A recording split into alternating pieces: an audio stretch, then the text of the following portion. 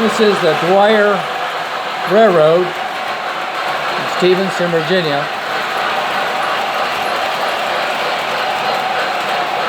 O-gauge layout, an 8 by a 14-foot table.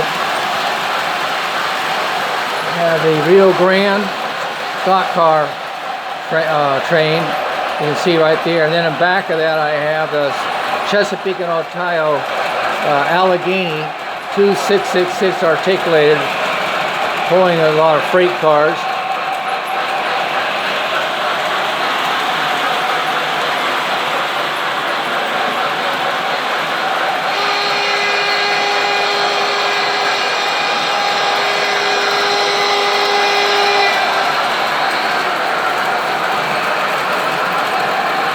And back on the wall there, that's Mount Shasta, which is in Oregon, California.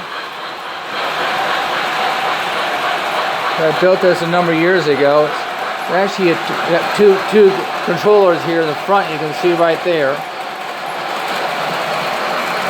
The real Allegheny locomotive could haul 160 coal cars, fully loaded coal cars.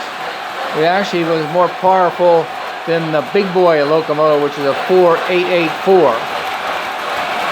I have actually 2 steam locomotives and 2 diesel. That diesel of the Rio Grande is an F3 with the stock cars coming up from Texas with beef to Salt Lake City, and then they would transfer that over to the Union Pacific, which would then take the beef, the cattle, to Chicago for the butcher stockyards.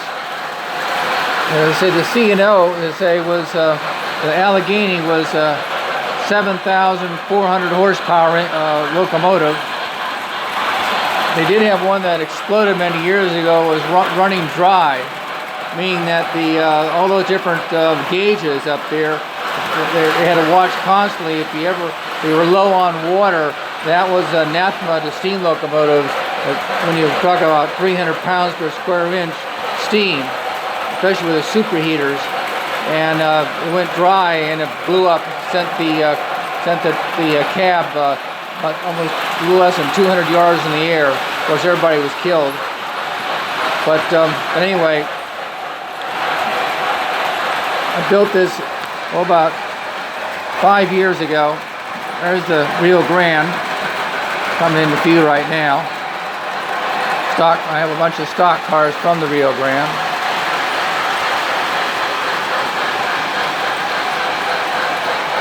Then you have the up front. You have the Allegheny. That model is steel, not plastic, and it weighs almost 40 pounds.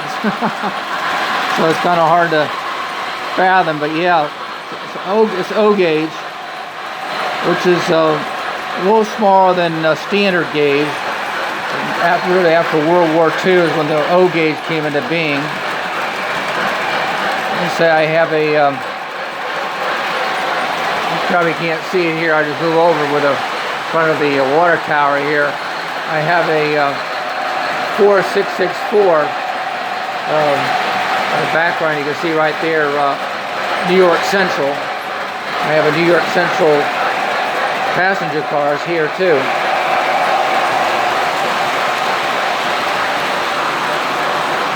Took me about 3 months to both. I have it. Oh, by the way, yeah, I have it on rubber mat. It took me about 3 months to get the whole thing assembled correctly. And underneath here with the table, which I'm not going to show, has a lot of wires. Up front, you can see all the different freight. You got the Santa Fe, and you got the New York Central boxcars. You got the Milwaukee Road. Coal cars here from the Western Maryland. There's a Union Pacific, Pennsylvania Railroad, Pacific Freight, Great Northern. We got a U.S. Postal Service car, and of course the caboose. So it's been it took me, as I say, about 2 years to finally get it And I decided, my brother suggested about putting a mural in back. I'm still working on that, but that's Mount Shasta in Eastern California. So I just thought this would be something to have in my retirement years. Besides, I also fly radio-controlled airplanes. So this is the Dwyer layout here, and I'll just quickly switch to my other room here. That room's dedicated to the trainer. Then I have a pool table and two of my RC planes, radio-controlled airplanes. In the back, you can see I have a gas